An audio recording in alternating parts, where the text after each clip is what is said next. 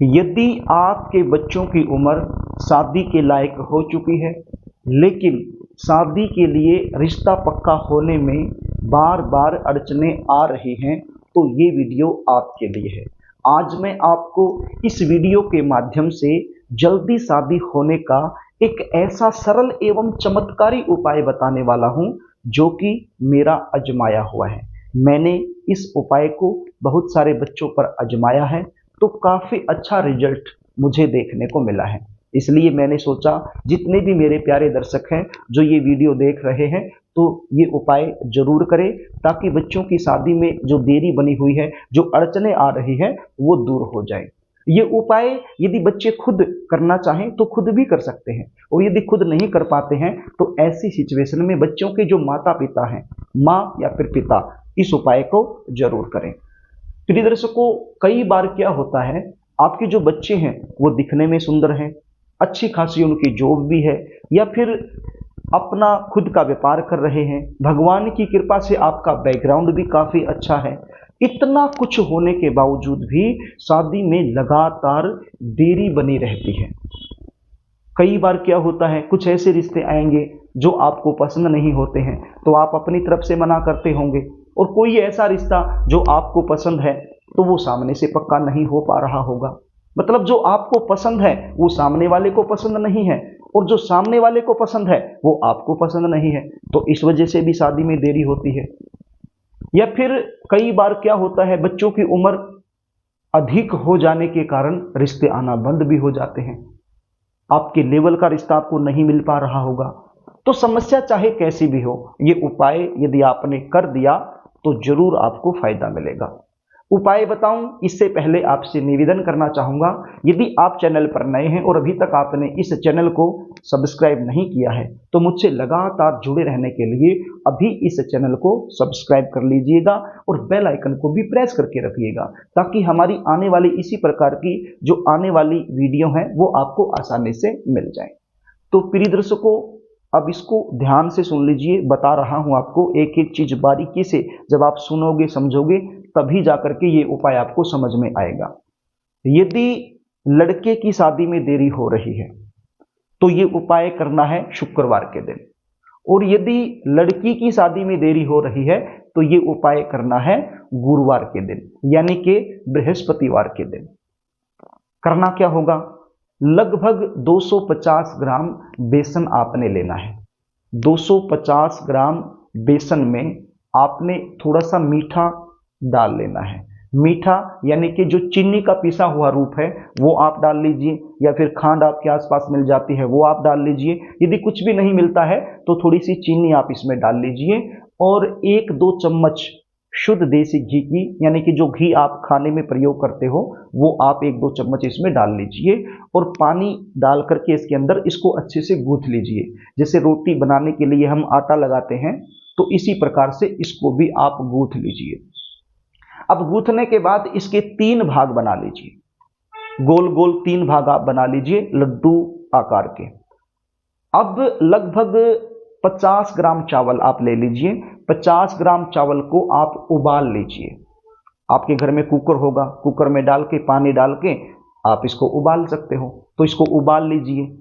अब उबालने के बाद ये जो 50 ग्राम चावल आपने उबाल लिए हैं, तो इनके 3 भाग बना लीजिए, और एक एक भाग, ये जो 3 लड्डू टाइप आपने बेसन के बनाए हुए हैं, इनके अंदर आप इनको डाल दीजिए। मतलब इस प्रकार से डालिए जैसे कचौरी में आलू डाला जाता है, समोसे में आलू डाला जाता है। मतलब बाहर से दिखना नहीं चाहिए। जब आप ये चावल इसके अंदर डाल रहे हो और बाहर से जब हम इसको देखेंगे तो पता नहीं लगना चाहिए कि अंदर चावल डला हुआ है। इस प्रकार से चावल डाल दीजिए और ऊपर से इसको बंद कर दीजिए, और गोल गोल लड्डू के आकार का इसको आप बना दीजिए। अब इनके ऊपर हल्दी की सहायता से तिलक कर दीजिए। हल्दी जो घर में प्रयोग करते हो सब्जी बनाने में, तो उस हल्दी की सहायता से इन तीनों लड्डू पर आप तिलक कर दीजिए हल्दी की सहायता से, और इनको लेकर आपके घर का जो पूजा मंदिर है वहां पर बैठ जाइए, और एक घी का दीपक लगा लीजिए। घी का दीपक लगाने के बाद सबसे पहले गणपति जी महाराज से एक बार हाथ जोड़ करके प्रार्थना कर लीजिए, क्योंकि गणपति जी महाराज विघ्नों को हरने वाले हैं। बिगड़े हुए काम को बनाने वाले हैं। तो गणपति जी महाराज से एक बार प्रार्थना कर लीजिए कि ये उपाय मैं कर रही हूँ या कर रहा हूँ, आप मुझे इसमें सफलता दिलाएं। उसके बाद एक मंत्र आपने बोलना है। अब यदि लड़की के लिए आप कर रहे हो, पहले लड़की के लिए बता देता हूं, यदि लड़की की शादी में देरी आ रही है, उसके लिए आप कर रहे हैं, तो मंत्र क्या बोलना है? ओम ग्रां ग्रीं ग्रूं सह गुरुवे नमः।